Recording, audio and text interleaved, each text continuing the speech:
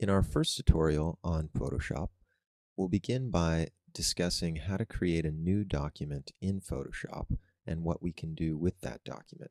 So we can start by saying File New, or take note of the shortcuts on all of the menus items up on top. You'll notice that there are shortcuts attached to those menu items.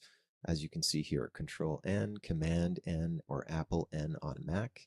And these are very useful for you to start memorizing and getting used to working with, especially for very common types of commands like creating a new document or saving a document, Control S, among others. But let's begin by creating a new document, and as we can see here, you can name that document whatever you like. In this case, it's just got the default untitled one. We have presets available for us, and as you can see here, there are a number of different ones, letter and legal sizes, and as you can also notice that these are reflected in dimensions of inches, and the resolution is in pixels per inch. A couple of things that we have to address about that in particular. You'll notice that there are also some sizes here which have very common web dimensions, as in web resolution, 640 by 480 being the lowest web resolution. And you can also recognize that these numbers are dealt with in pixels. The main reason for that is because whenever we're doing something for the screen, and what I mean by that is the computer screen in particular, you should always be setting your measurements in pixels and pixels per inch. In particular, use the resolution of 72 pixels per inch. As we're going to be discussing, a lot of what we're going to be doing is going to be oriented towards the web user. And if you were doing something for print, as we can see here in the standardized legal or letter size, you'll notice that things are in inches. Very common for print, pixels per inch. The resolution is set to 300.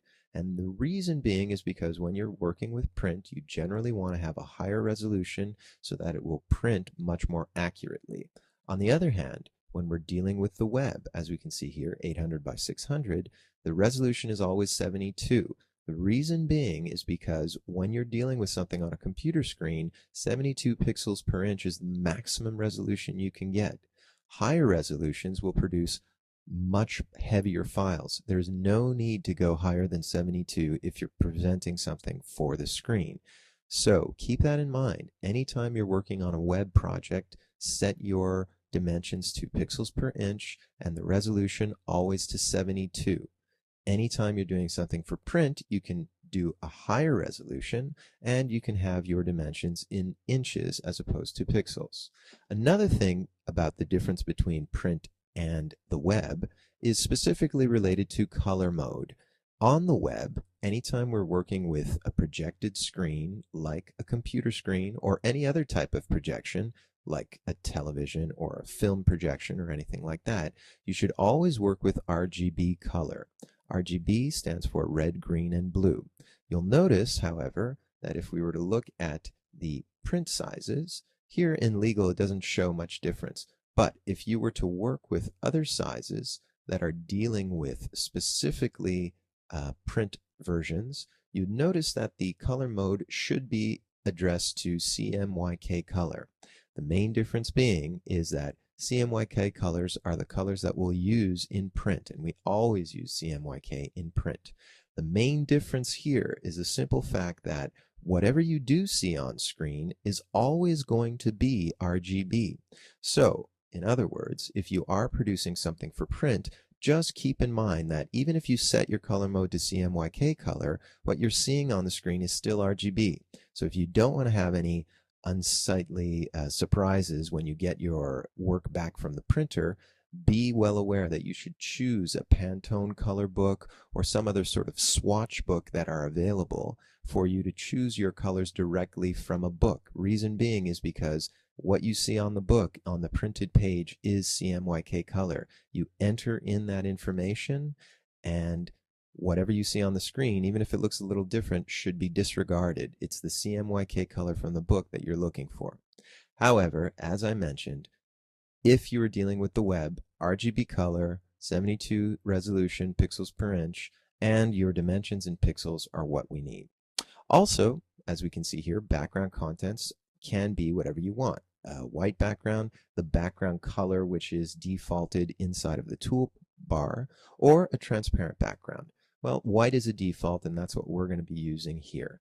And as you can see, you can also choose different color profiles specifically related to different situations. Like if you're working with something on the screen, NTSC is the North American standard for television. Among other things, Apple or Adobe RGBs, Color Match RGB, Canons, whatever the case may be and whatever you're looking for. You can feel safe working with the working RGB, the defaulted, as you can see here.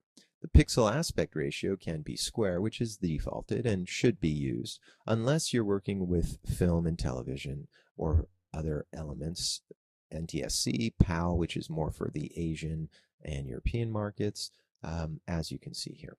So square pixels are perfectly fine for us. And if you were to say OK at this point, it would produce a blank screen for you. You'll notice that in your layers palette, it says background. That means you will not be able to move it around or do anything with it, as it says here, because it's locked. A background layer is always locked by default.